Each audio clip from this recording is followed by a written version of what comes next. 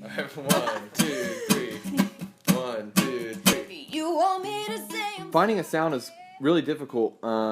People kind of underestimate how that process can be. If you're one person, maybe it's a little easier because it's just whatever you sound like, that's your sound. But with us, we all have such different interests and diverse influences in music, and so finding our sound was kind of combining all of our passions in music and different genres and blending them all together and finding something that we sound good singing and that we all love singing together. So we started off like we want to be country music, so we started there, and so because that's where all of our musical taste overlapped, and growing up that was a big influence in our life was country music, and so at Nashville is obviously a great place to be if you're in country music, and from there a lot of the songwriting dictates what your sound has become. So we write all the time. We write every day with a lot of different writers. So we write from everyone from like Rivers Rutherford, who's written hits for Brooks and Dunn and Brad Paisley, and the list goes on forever. Yeah, I think that's something that every artist has to kind of struggle and deal with, is to find that sound, that they always talk about, like find your sound, and it's easier said than done. So I think it was difficult, but we grew a lot through finding it, and we're still finding it and still growing. But I think it was a good struggle. It was something that really helped us grow as artists. Well, I'm a country girl at heart. I've loved the old classic country music since I can remember. I would ride around in my uncle's truck, my great Uncle Ben's truck, listening to Tammy Wynette. I would try to copy how she sounded. I just loved it from an early age, and so out of the three of us, I think I like country the most, and so we just have such different likes as far as music goes, and so I don't think I ever really thought about that might be what we ended up singing, but I'm so excited, and I love that that's what we're doing, and I think we all three can say that we're just excited that country is the sound that we picked. Yeah, Blue Grotto Studios has been really good to us. They heard us through cover online, and they reached out to us and said, we'd love for y'all to come in our studio and work with us. And so we've worked with them on a lot of different projects and cross-promoted with them, and they've been really good to us. They're originally from South Africa, and they moved to Nashville. They're super talented, and they do a lot of film and TV placement, mixing and recording in the studio, and some really other very interesting things and TV shows and stuff like that. So I went up to Nashville, and I did my senior year up in Nashville.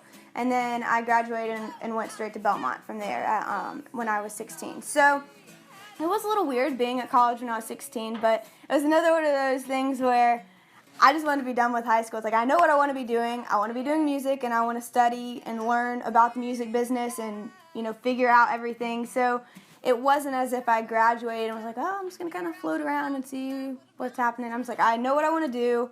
I'm going to go in there and learn everything I can. And so it was a little weird being 16, and like you raise your hand in the beginning of class. It's like, hi, I'm from Meridian, Mississippi. It's like, how old are you? 16. And everyone's like, We've been dating long distance for 2.5 years. We met on a blind date. One of my best friends from high school set us up. We had our first meal at Opryland, and I went thinking, I had very low expectations. I didn't think anything would come of it. I was like, I'll check off blind date off my list, and ended up being awesome. And yeah, here we are 2.5 years later, and he's in Nashville, and we're finally together. And we were 7 hours apart for the first 6 months of our relationship. So we would meet halfway at his grandparents' house, and there's this big, huge hill. His grandparents live in the country, and they have lots of land. And so we would hike this hill, and it was a beautiful view at the top. And so that's where we hiked, and we've hiked it a lot since we first started dating, so I didn't think anything about it. But on his birthday, this past February, we hiked to the top, and it was super muddy. He had to kneel down in the mud, but good analogy for life, right? So he told me that was the first place he knew that he loved me. So I met Lauren my first semester at Belmont, and we played in a fiddle group together called the World Fiddle Ensemble, and we did some touring together and became really close, and we started dating. So we dated for the last 2.5 years, and we got 3.5, she knows. And we have a family friend who actually lives in Europe, and he had been offering for a while to say, hey, if y'all come over here, I'll take you around, show you all these different places. Well, I told him, I said, I was thinking about proposing to Lauren over there. And so he said, oh, I know the perfect place. It's this lake in this small village in Austria, and there's mountains all around the lake, and you can take her out in a boat and propose to her on this boat. And so that was the plan. And KK was studying abroad in Berlin, so she took the ring before we went over and had it there. And so anyway, long story short, we got to the lake, and we were about to get out in the boat, and they said, oh, we just shut down the boats for the day. And so my plan was ruined, and so I was thinking, oh no, I don't know what to do, I don't know where else to go. So long story short, I was walking down the street with her, and I kept looking. I said, I'm just looking for somewhere cool to take her. And Jen and KK were following us with a GoPro and a camera. And finally I looked over, and it was in someone's backyard, actually, a dock in someone's backyard. And I said, that looks awesome. So we walked through their backyard and I knelt down on the dock. I am a huge Dave Ramsey fan, fanatic, you may call me. Okay, so I've been listening to his show. I listen to it when I run, so I've been listening to it since I was probably 10 or even younger. And so in Franklin, which is about 15 minutes away from where we live, Dave Ramsey has his headquarters where you can go and there's a glass window and you can watch him do his show. And on top of that, there's a little cafe in there where his aunt makes free coffee and pastries. It's like a dream come true. And so I got Benjamin, when I moved there, I got Benjamin to take me out there. And I was like, okay, I'm going to take my business card and I'm going to give it to him. And I'm going to say, I want to work for you and I'll do this, and I want to be an intern.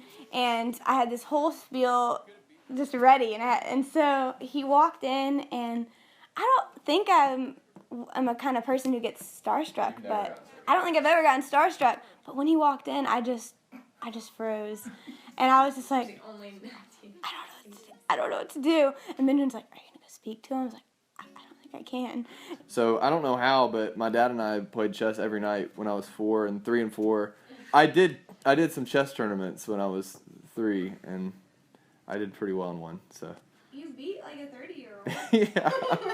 Benjamin and my dad did not particularly like to kill roaches, and so I was the roach killer in our house because they had to die somehow. So I was the, and then at camp, I had forgotten about this story, but someone posted this on my Facebook. Embarrassing. But everyone else in the whole cabin was up screaming. I walked in, everyone's screaming. They're up standing on their bunk beds, and I'm like, what is happening? It was one little roach on the floor, and I went over and just squashed it, and they all started clapping and screaming.